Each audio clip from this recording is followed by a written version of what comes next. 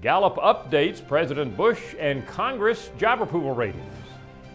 All of our focus has been on the 2008 presidential election in recent weeks and months, what's going to be happening, who will the new president be, and so forth. But keep in mind, our current president, George W. Bush, still has a year to go in office.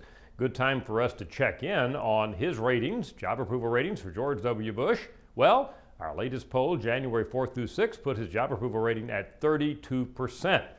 This is nothing new. We can look back in history. It was 32% in our last poll in December, and you go back and back and back all the way through last fall and summer.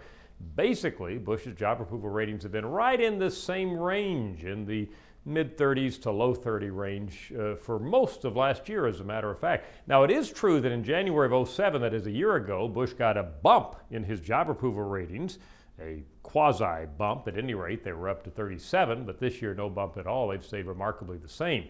It's always interesting to see how his own supporters, that is, members of the Republican Party, are doing in terms of their approval of Bush's job as president.